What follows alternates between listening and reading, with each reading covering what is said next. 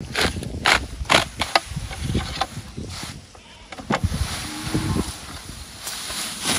आहे तुळजापूर तालुक्यातील अंदूर येथील अकबर कुशालुद्दीन शेख यांनी कोविडच्या काळात शेतीकडे जास्त लक्ष दिल्यामुळे त्यांना गायींचा सहवास लाभला।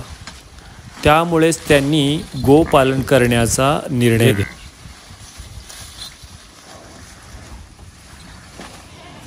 गाय किती समाज उपयोगी आहे हे त्यांना कळाले। त्यामुळे त्यांना गायीपासून मानसिक समाधान मिळत गेले। तसेच गाय कसायाकडे पाठवणे आणि गाय सांभाळणे यातील फरक त्यांना कळाला।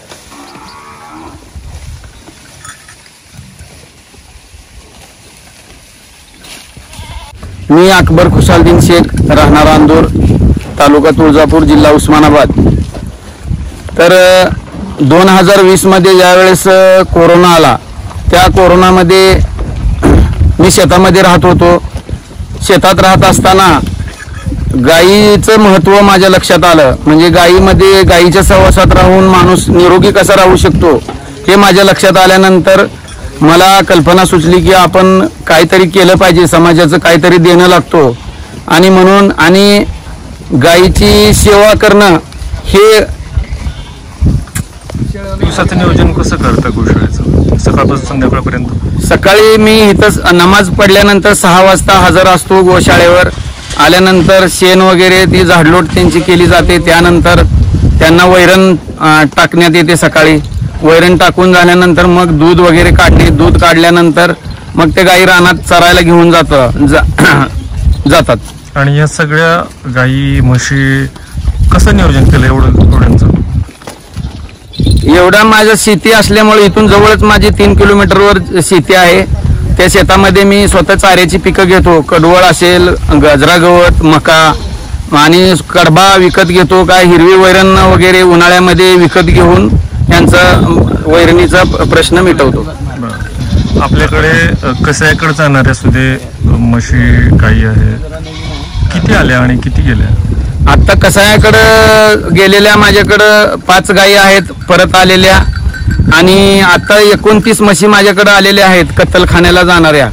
तर त्यांचा मी सांभाळ करीत आहे।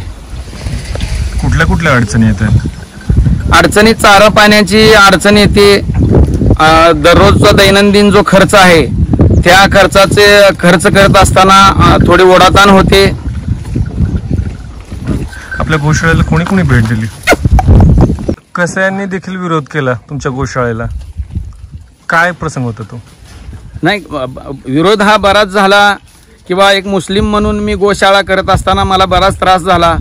तो त्रास सहन करत मी आत्तापर्यंत आलोय आणि मला यामध्ये आवड आहे। मी स्वतः सकाळी संध्याकाळ आणि बराच वेळ म्हणजे माझा दिवसभराचा वेळ इथं या गोशाळेमध्ये घालवतो। आज अकबर यांच्याकडे 27 गायी व 39 म्हशी आहेत।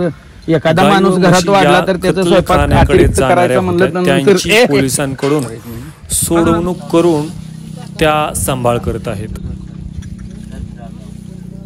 कत्तलखान्यातून गायी व म्हशी सोडवून आणल्यामुळे त्यांना मोठ्या प्रमाणात विरोध देखील झाला होता, त्याचा त्यांनी सामना देखील केला। या गोपालनामुळे ते सुखी आणि समाधानी जीवन जगत आहेत।